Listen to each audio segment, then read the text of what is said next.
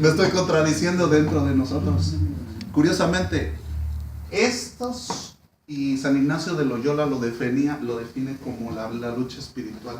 ¿Dónde creen que se da la lucha espiritual? En la mente. Aquí. Si pasa de aquí para allá, si es bueno, que bueno, pero si no, ya caíste. Exacto.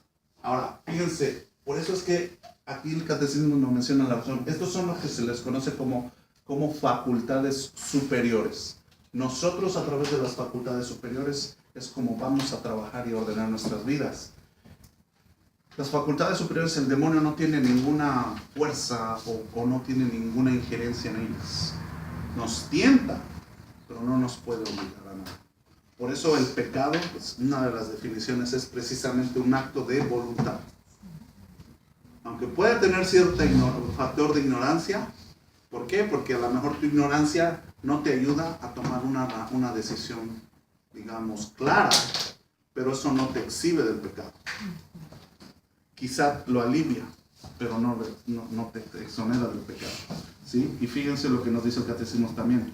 Proporciona facilidad, dominio y gozo para llevar una vida moralmente buena. Es decir, nuestras facultades superiores están relacionadas directamente con la vida que tenemos. Si yo no razono y nada más hago lo que se me da la gana, ¿qué pasa? Yo les voy a dar la fórmula matemática de la salvación. Y está basada en esto que estoy hablando. Si unimos la voluntad de Dios a nuestra voluntad, nos salvamos. Nos salvamos. Por eso el catecismo nos habla de la voluntad. Pero ¿qué pasa al revés? Si yo no quiero unir mi voluntad a la de Dios, ¿habrá salvación? No. Por eso nuestra voluntad es tan importante. Dios nos hizo libres. Esa es una característica, por ejemplo, de la condenación. Que nosotros, aunque suena contradictorio, pero nosotros mismos decidimos condenarnos. Porque nosotros en nuestra voluntad le decimos a Dios, no me gusta lo que tú me pides. Yo quiero usar anticonceptivos, yo quiero hacer el aborto. A mí no me importa el prójimo. Uno mismo se autodestruye. Tú mismo. Sí. Al no unir tu voluntad a la de Dios. Dios nos invita a que lo sigamos, pero también nos dice algo al mismo tiempo. ¿Qué nos dice? El que quiera seguir, el que quiera, no te obliga. Ya la decisión es de uno mismo. Tú decides. En tu voluntad, tú dices, sí te sigo, sí quiero seguirte. Pero esa voluntad que te dice, no te dice como dicen ahí en el $1 million, pare de sufrir. ¿O no? ¿Qué nos dice? Tome su cruz, siga. Entonces ya sabes que si dices que sí, va a estar duro. Si es sí, si no es no. Si es sí, claro. Sí. Pero él no te obliga. ¿Qué le pasó al joven rico? Dijo, no, mejor mi dinero, mi opulencia. Le pudo. ¿Sí? Entonces, vemos cómo esta facultad, que es la voluntad, interviene directamente en nuestra salvación. No nada más en nuestros actos humanos. Desde luego le vamos a enfocar también en los valores humanos, pero es un acto humano. Tú dices que sí o dices que no. Y ese es precisamente, Dios nos hizo libres. Ahí viene el libre albedrío y vienen tantas cosas, ¿sí? Entonces, aquí nos habla, por ejemplo, volvemos al libro, por ejemplo, lo que ahorita estaban leyendo las hermanas.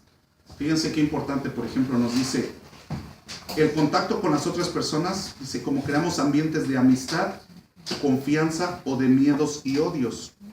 Miren, esa es una de las cuestiones, por ejemplo, que tenemos que ver en la formación humana. Cuando nosotros nos relacionamos con las personas, y ese es otro de los tantos síntomas de inmadurez. ¿Por qué? ¿Creen ustedes que yo debo de tratar igual a mi esposo que a mi jefe? No. O jefa, según la persona. O sea, o a mi hijo lo voy a tratar igual que a mi esposo. Créanlo, no, hay personas que lo hacen. Quieren ser amigos de sus hijos. Tu hijo no te necesita de amigo, tu hijo necesita un padre y una madre. Porque para empezar los amigos te los va a conseguir y más jóvenes. Sí, no tan aburridos ni ya tan pasados de moda como nosotros. Bueno, al menos lo digo por mí. ¿Va? Lo digo por mí, pero ¿sí me explico? Padres solo van a necesitar un padre. Y desgraciadamente hay padres que cometen ese error. En una ocasión estaba yo platicando con el padre Mariano y me estaba diciendo algo que es bien importante, fíjense. Decía, por ejemplo, en el caso de nosotros los padres, decía, si tú eres muy estricto, tu hijo te va a respetar, pero no te va a querer. Y si eres demasiado blando, te va a querer, pero no te va a respetar. Te va a tratar como trata a sus amigos, hasta con un apodo. El deber nuestro es encontrar ese balance de tal manera que sí, demuestre su amor a él, pero también respeto. Ese es un ejemplo como muchas veces nosotros confundimos en nuestras relaciones con los demás. Háblese empezando desde el hogar hasta fuera del hogar. ¿Sí? Es decir, no sabemos dimensionar nuestra relación y saber nuestros límites. Es decir, eso nos puede causar en cierta manera problemas. Hay personas en el trabajo que creen que están ahí para galanear, no para trabajar. Entonces, cuando no tenemos esa dimensión, por eso dice aquí que tenemos que tener, dice, se nos pueden acercar o repeler de acuerdo a lo que nuestra personalidad les cause. No sé si se acuerdan ustedes de un personaje que salía en la televisión hace unos años, Pedro el Escamoso. ¿No? ¿Cuántos Pedros Escamosos no hay por ahí? Están tocando ahí. Y ese es precisamente muchas veces parte de nuestra personalidad. A veces sin decir palabras puede alejar a las personas. Y a veces nosotros nos explicamos por qué. Bueno, parte son nuestras actitudes. Desde la manera que nos expresamos, podemos generar confianza o desconfianza. Desde la manera de vestir. Y es lo que nos dice el libro. Fíjese, dice, todo ello los atrae o los aleja de acuerdo al nivel de desarrollo humano en el que nos encontremos. ¿Perdón?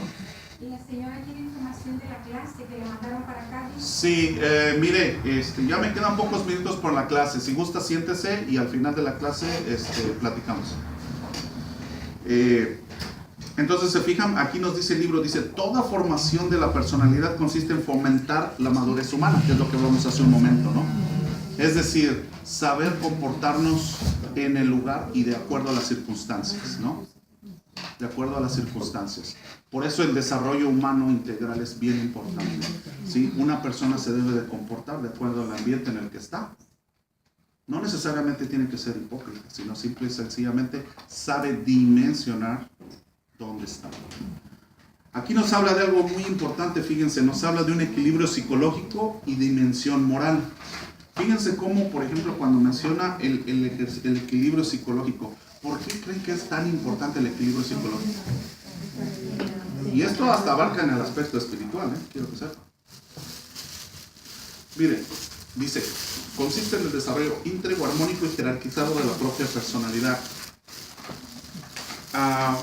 Desgraciadamente, y es una realidad, quizá muchos de ustedes, pues no sé si lo hayan vivido o quizá hayan escuchado o conocido. Hay mucho sobre esto, pero yo siempre utilizo este ejemplo, ¿verdad? Existe, en toda la mayoría de las personas, nosotros tenemos lo que es la parte física, la parte psicológica y la parte espiritual, ¿sí? A lo mejor los que estudian psicología me van a dar otras más, o no pueden decir, pero bueno, a grandes rasgos. Vamos a suponer, digo, sin hacer referencia a nada, desde luego, vamos a suponer que una persona, una mujer, por ejemplo, sufre una violación, ¿sí? Un ataque sexual. ¿Qué es lo que pasa? ¿Qué es la primera parte que se ve afectada en ese momento? La parte física. Ese ataque físico, ¿verdad? Ese es el primer, se puede decir, la primera agresión directamente. Inmediatamente está relacionado a tu aspecto psicológico. ¿Qué va a pasar? Te va a causar pues un trauma, como que decimos comúnmente como un trauma, ¿verdad? Ese trauma no se va a quedar, no es cuestión de un día. Se puede impregnar en tu personalidad o en tu psicología a tal grado que tarde o temprano te puede llevar a una depresión. Y una de las definiciones de depresión, precisamente desde el punto de vista espiritual, es esa. Es una tristeza profunda, ¿no? Nos sentimos, o sea, no importa qué hagas, ya estás en depresión, deprimida. Personas que llegan al suicidio. Y es porque ya hubo una ruptura, un desbalance en la persona, en esas dimensiones.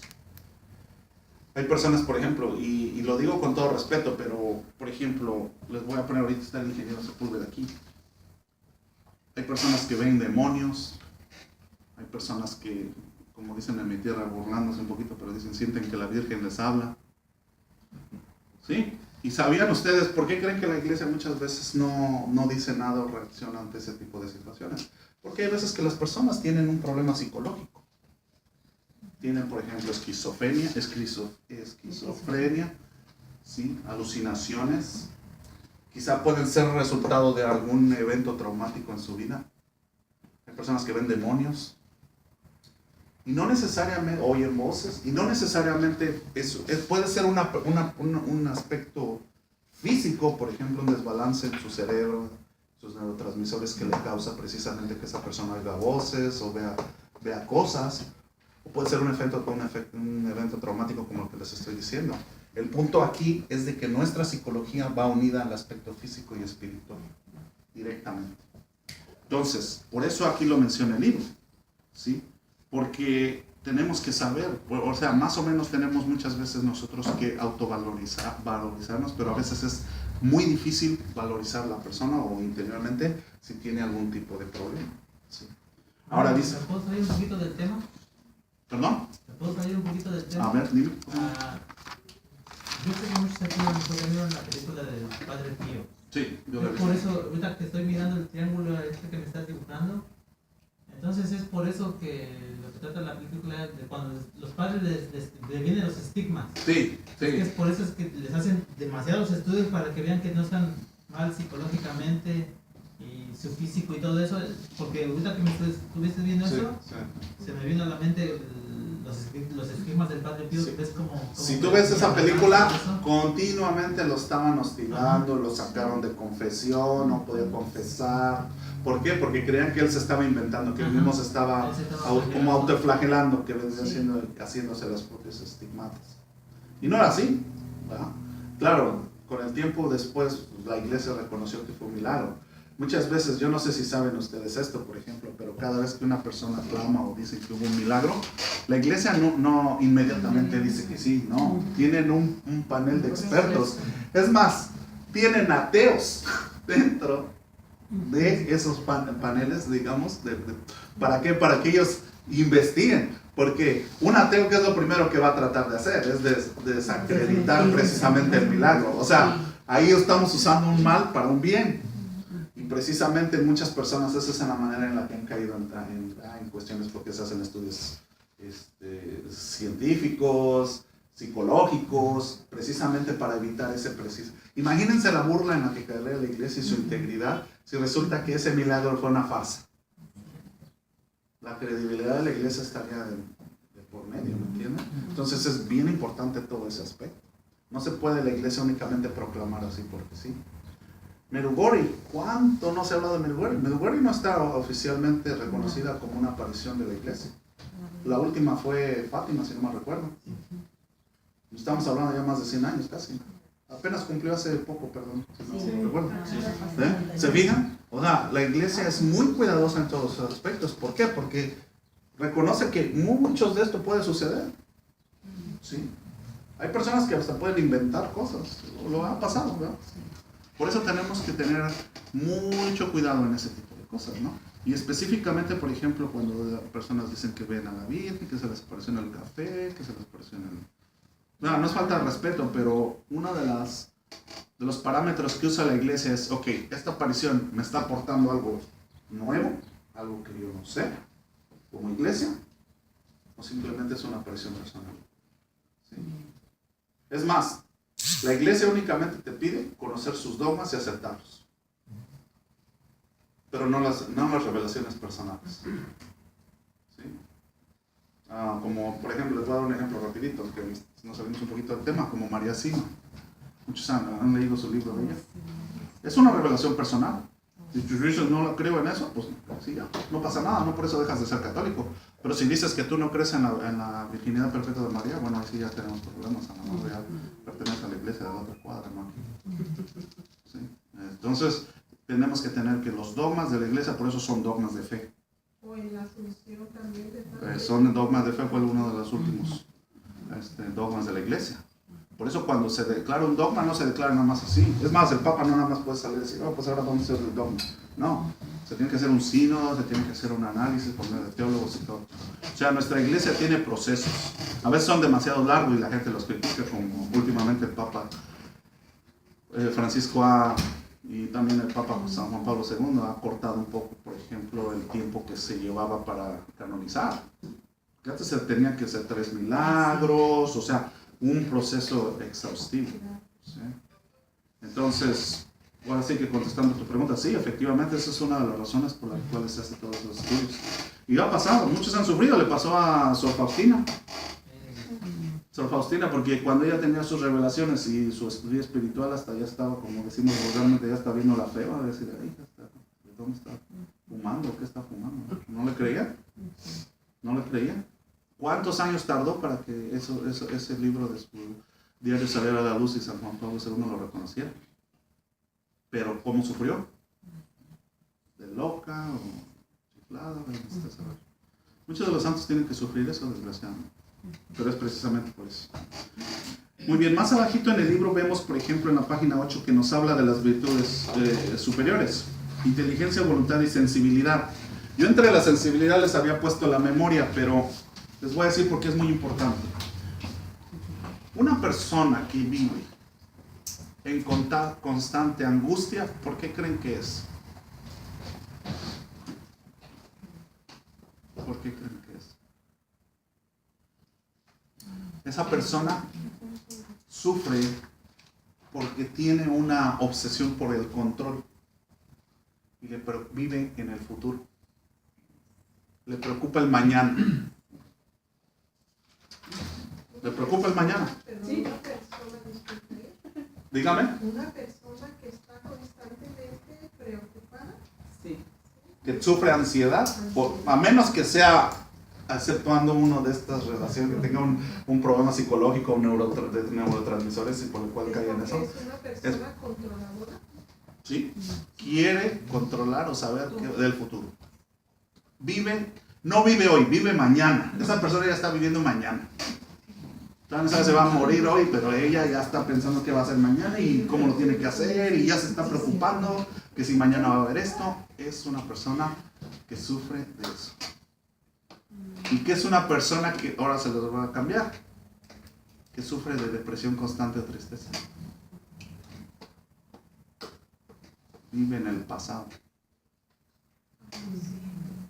No puede dejar ese costalote que trae atrás. Ya Dios le perdonó los pecados, ya el Padre le dijo, ya, Dios ya le dijo también, ya. No, pero yo quiero traer mi pasado ahí. Cargando no con una cruz, con 10. Dios te dio una así, pero tú quieres una más grande. Que pese. ¿Sí? No podemos dar vuelta a la página. Nos aferramos a un pasado. Nos seguimos autoflagelando. No se desprende uno de aquello. No quiere decir ser conchudo tampoco. Pero me refiero, un ejemplo clásico, les voy a poner un ejemplo clásico. Tristemente sucede, las mujeres que han practicado un aborto.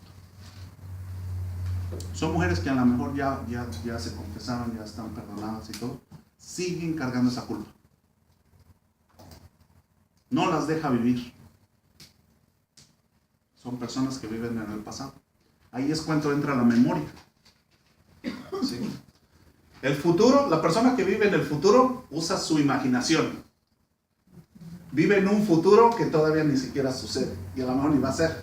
Pero ella ya se lo imaginó. Ya se imaginó lo peor que va a pasar. Y la persona que vive en el pasado vive hundida en su memoria, en sus recuerdos. ¿Sí? Esos son precisamente los detalles en las facultades superiores.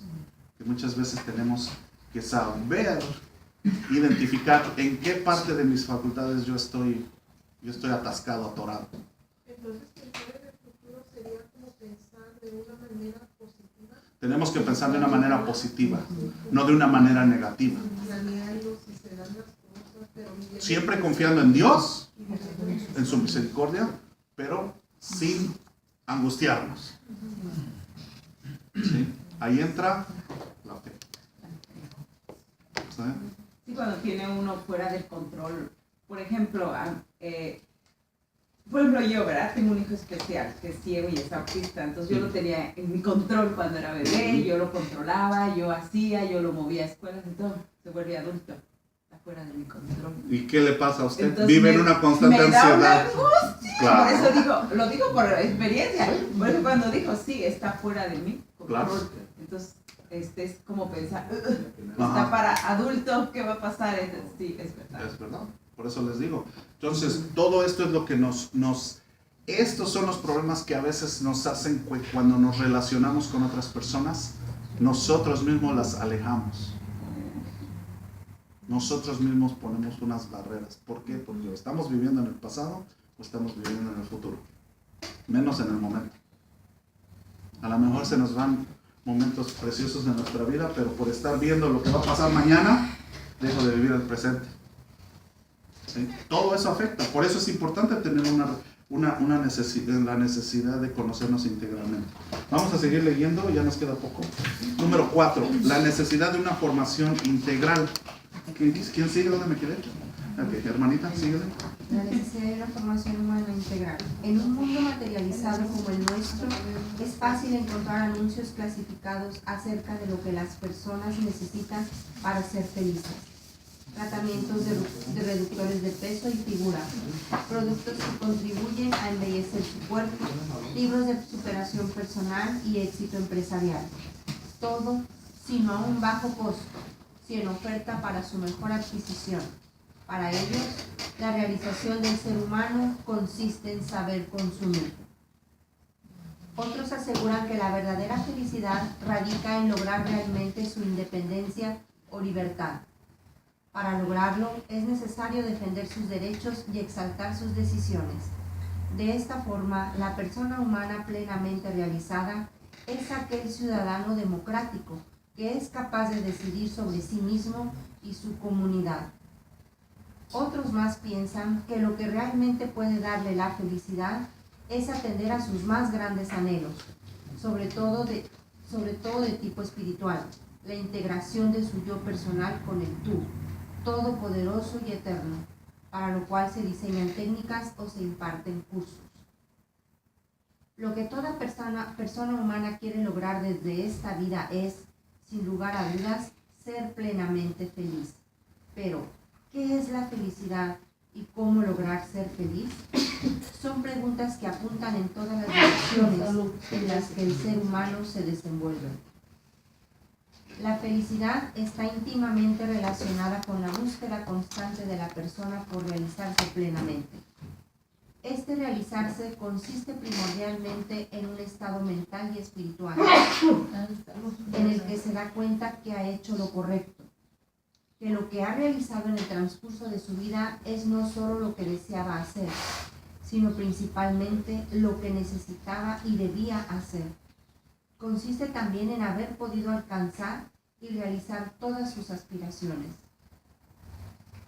Pero la experiencia nos muestra la dificultad de alcanzar ese estado que produce el sentimiento de satisfacción, porque existe el peligro latente de considerar las cosas o ciertos eventos pasajeros como los que nos pueden dar la felicidad.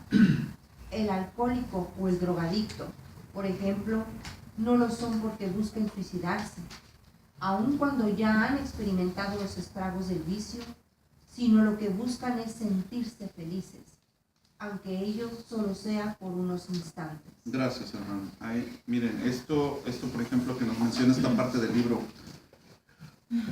Todos tenemos ese anhelo en nuestro corazón, impuesto por Dios, que es la felicidad. Por eso es que Dios es nuestro último fin, porque nuestro corazón, como decía San Agustín, no descansará hasta que estemos unidos a Él en la eternidad. Entonces el hombre en sí tenemos ese deseo de felicidad. Pero en esta vida, desgraciadamente, nosotros solamente vivimos momentos de felicidad, pequeños, ¿verdad? Casi por lo general se puede decir que la felicidad en este mundo es efímera. La experimentamos, pero no en una eternidad. Sin embargo, fíjense, a pesar de eso, esos momentos de felicidad son los que nos hacen continuar. Es decir, esa búsqueda constante de la felicidad es lo que nos mueve a seguir adelante. ¿Sí? Fíjense cómo aquí, por ejemplo, dice que nos habla, dice, este realizarse consiste primordialmente en un estado mental y espiritual en el que se da cuenta de que se ha hecho lo correcto, que lo que ha realizado en el transcurso de su vida es no solo lo que deseaba hacer, sino también principalmente lo que se necesitaba y debía de hacer. Fíjense cómo muchas veces nosotros a través de nuestra vida, a veces y todos yo pienso lo hemos experimentado de una manera, teniendo sueños, como dicen, truncados. ¿Pero por qué? Porque a veces tenemos que hacer, podemos tener un deber que hacer. Llámale mujeres que a lo mejor no pudieron profesionalmente terminar una carrera porque tuvieron que dedicarse a ser madres y tuvieron que tomar esa decisión de o sigo mi carrera o cuido a mis hijos. O en el caso de los varones lo mismo, ¿no? Muchas veces tenemos que hacer esos sacrificios. Por eso muchas veces cuando después queremos hacer lo que creíamos que debíamos de haber hecho o no debimos haber hecho, nos sentimos mal con nosotros mismos. Pero eso es parte de la vida. Sin embargo, queda por decir, bueno, a lo mejor voy a usar la palabra un poco mal, pero ese orgullo de decir, cumplí con lo que debí de hacer. Y muchas veces esa satisfacción es la que en verdad compensa, quizá, no sé si la mujer sacrificó una carrera, pero a lo mejor al momento si hubiera ella llegado a ser, no lo sabemos, ¿verdad? A ser profesionista, a lo mejor no hubiera tenido esa felicidad que tiene, por ejemplo, en este momento de ver a sus hijos crecer, de verlos sanos, fuertes, felices, o al menos, entre comillas, serlos realizados. Es decir, a veces vivimos a través de los sacrificios que hacemos. ¿Sí? Y ese también es un mérito, es una satisfacción. Entonces, muchas veces las mujeres se sienten, y yo lo he visto en las mujeres en particular, por el hecho de ser amas de casa, se sienten como desvaloradas. Pero estamos viendo en la actualidad que la mujer dentro de su valor, una de lo que estamos sufriendo en nuestras sociedades ahora es precisamente eso. Que hay muchas mujeres profesionistas, pero que por descuidar a sus hijos, a sus familias, las familias están sufriendo. Entonces, ahora estamos viendo el valor tan importante que tienen, por ejemplo, las madres en su hogar. Son las formadoras. El cura de Ars decía que las virtudes de los hijos pasan a través del corazón de las madres. ¿Dónde te enseñan a decir gracias? Con permiso. Por lo general, ¿quién es la que te enseña? La mamá. La mamá. ¿Sí? Por desgracia, el machismo es uno de los que ha desvalorado a la mujer. Pero el valor social y digamos, emocional que la mujer incluye en sus hijos es invaluable. Parte del problema en nuestra actualidad con las familias rotas es ese precisamente. Que muchas mujeres se han visto obligadas a tener que trabajar. ¿Sí? Y por ejemplo aquí por eso habla, por ejemplo, de muchas veces lo que a veces nos queda el dilema entre hacer lo que debíamos de hacer y lo que se necesitaba hacer. ¿Sí? Ahora, en la parte de abajo nos habla de la felicidad. Vamos a leer esta parte, creo que no la leímos, ¿verdad? De Gandhi. Vamos a continuar. Gracias, hermanita.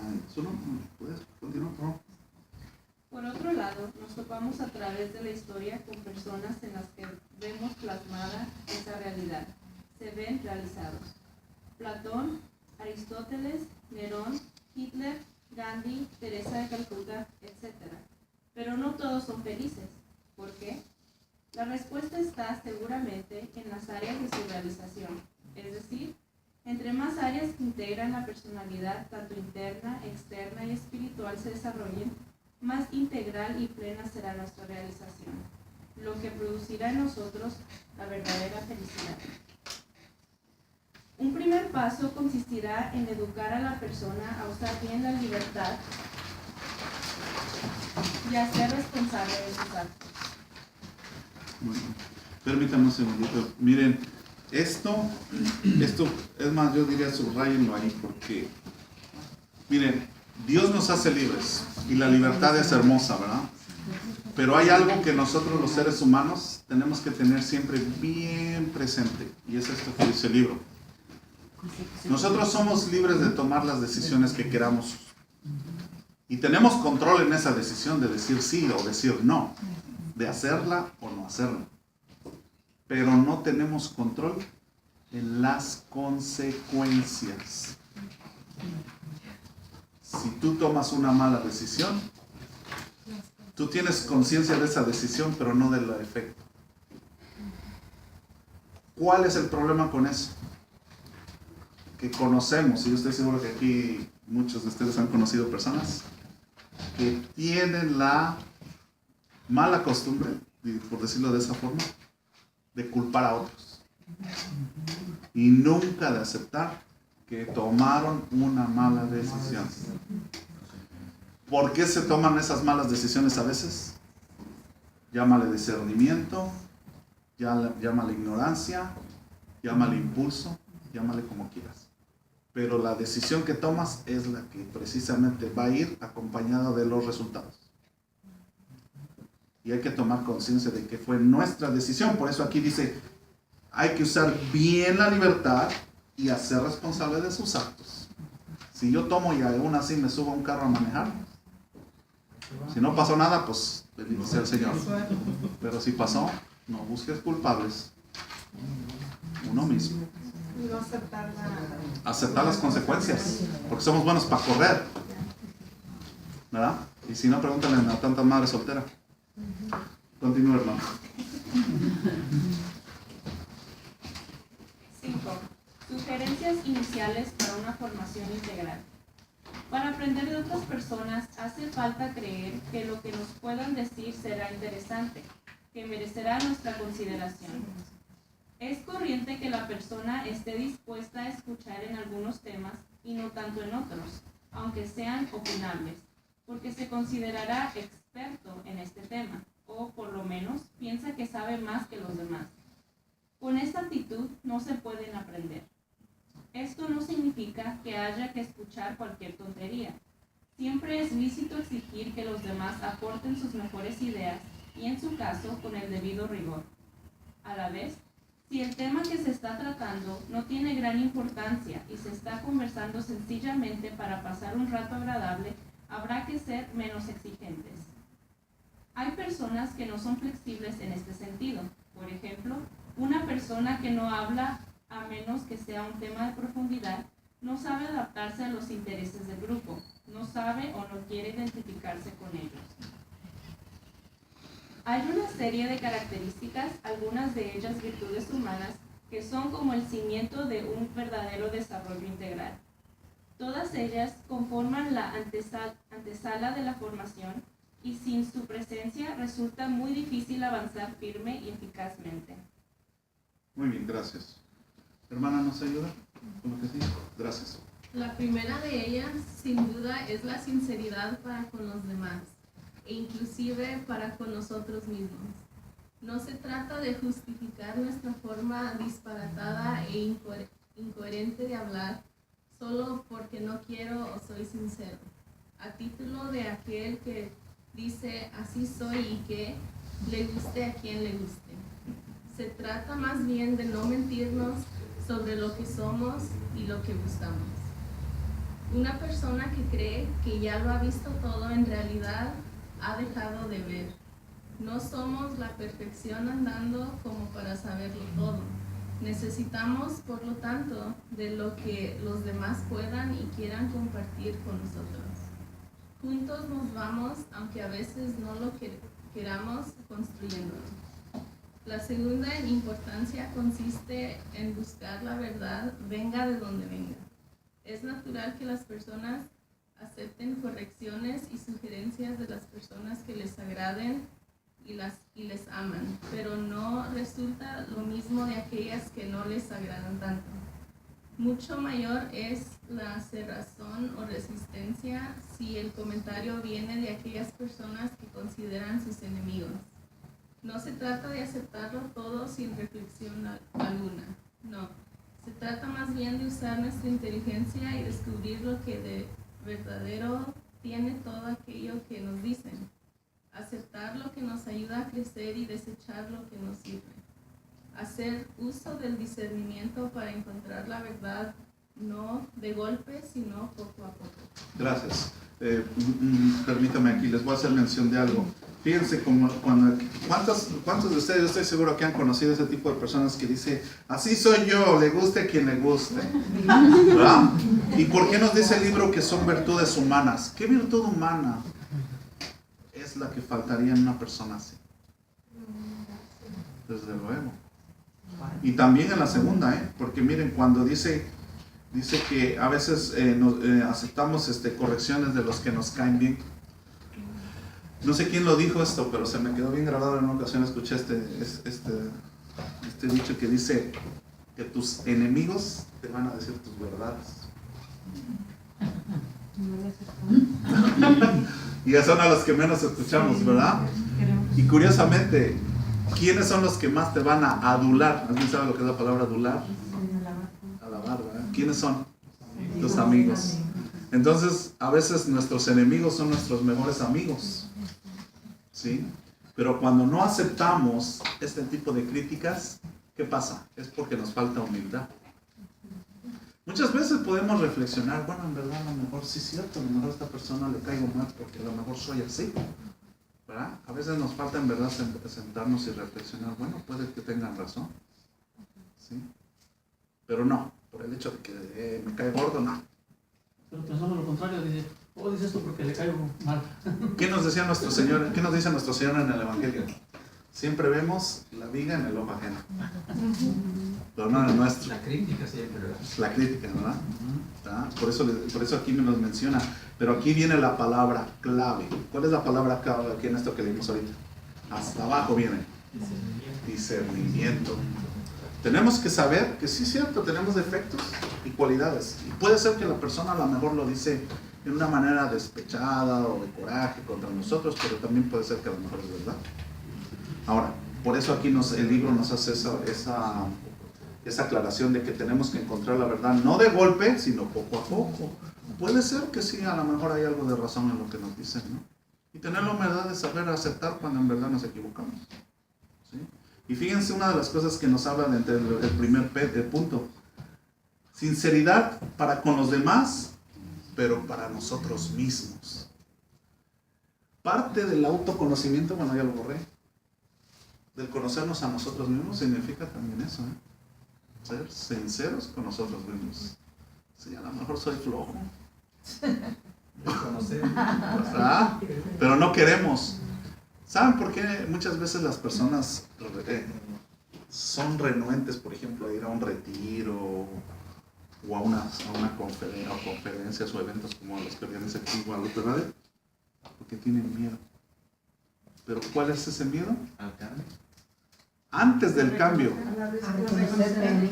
a abrir acá adentro. ¡Ay, joder! Sí, es cierto. Sí, es cierto. Ese es el miedo. A descubrir que en verdad hay sapos y culebras dentro. Eso nos da miedo. No somos honestos con nosotros mismos. Y queremos que todo el mundo nos ande aguantando, pero no somos capaces de ver hacia adentro y aceptar que necesitamos cambiar. Ahí entra lo que tú dices. Entonces, cuando ya te aceptas y ves que sí, ok, ahora ya es tiempo de hacer algo. Tienes que empezar uno antes, ser honesto consigo mismo. Parte de los ejercicios que van a hacer en este libro es eso, del autoconocimiento, ser honesto consigo mismo. Va a haber preguntitas y yo se los garantizo que les van a incomodar. Por ejemplo, perdón, y entonces también ahí entra como el miedo al compromiso. Claro, desde luego. ¿Por qué? Porque el cambiar incluye un compromiso. Una persona que no se convierte es porque le huye al compromiso.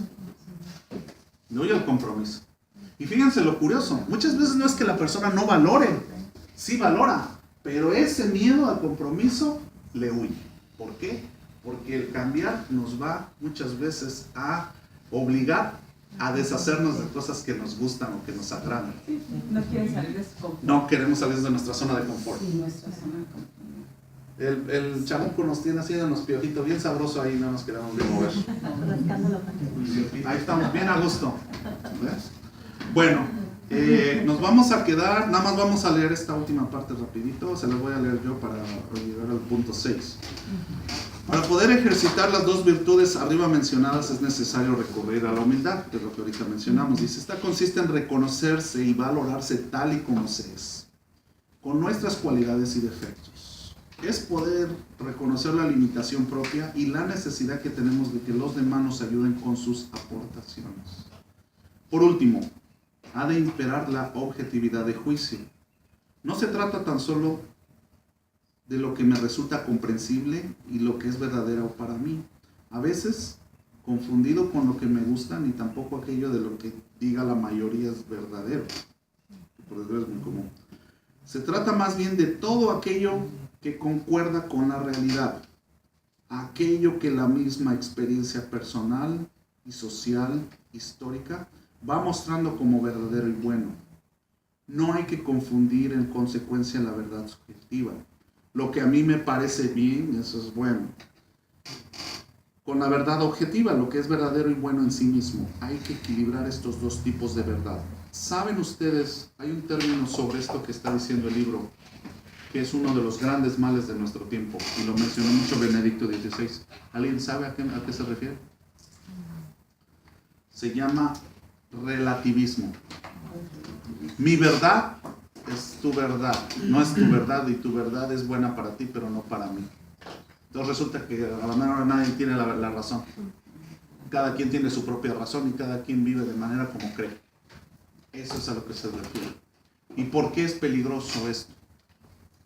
¿Saben por qué? Porque entonces destruimos la vida moral, las reglas morales. Por eso es que ahora vemos muchas veces que la gente actúa de manera diferente, pues lo que ellos les hace bien mientras no me afecte a mí, pues que vivan como vivan. Pues saben que les tengo noticias, y es lo que estamos leyendo ahorita. Todos estamos relacionados de una manera u otra, y tarde o temprano nos va a afectar la inmoralidad de unos y de otros. Y si no me creen, vean lo que están pasando con los baños ahorita. Algo tan sencillo, pero miren en lo que está ocurriendo. Ahí está el aspecto para que vean cómo lo que para otros está bien, no es para mí, pero me va a afectar. Me va a afectar. Entonces vean que el relativismo, ese es el problema. Benedicto XVI se refería con la dictadura del relativismo. Cuando ponemos que la verdad de otro está bien y la mía también. O lo que yo creo, eso está bien, porque yo lo creo así. No, la cosa no es así. Bueno, nos vamos a quedar en el número 6, como les vuelvo a repetir, la próxima semana, me disculpan, no voy a venir. Ya sé que les mando a Eric, o a lo mejor Liana pone a alguien en mi lugar, pero más o menos así vamos a seguir la dinámica. Yo les vuelvo a repetir, los exhorto a que consigan su libro. Los que ya lo tienen, pues empiezan a leer, y los que no lo pasé, ¿verdad? Perdón, tiene razón. Sí. Bueno, voy a hacer vamos a, nada más rapidito. ¿Quiénes faltan de registrarse? ¿Ya todos están registrados? No he tenido tiempo. ¿Todos? ¿Una lista? Ok, las personas que no se han registrado, espérense un momentito después de que hagamos nuestra oración para que hablen aquí con la hermana María. Y rápidamente, alguna preguntita rápido, algo que quieran comentar, díganme. ¿Cuál es la calidad? Ahorita no hay tarea. Con este libro va a tener, no necesito dejar tareas. Ahí va a tener muchas tareas. ¿Ok? Bueno, nos ponemos de pie para hacer nuestra oración, por favor. En el nombre del Padre, del Hijo y del Espíritu Santo. Te damos gracias, Señor, por todos tus beneficios, a ti que vives y reinas por los siglos de los siglos. Amén. Cristo, Rey nuestro. María, Virgen prudentísima, Madre de la Iglesia. En el nombre del Padre, del Hijo y del Espíritu Santo. Amén. Gracias a todos y nos vemos dentro de 15 días. Amén.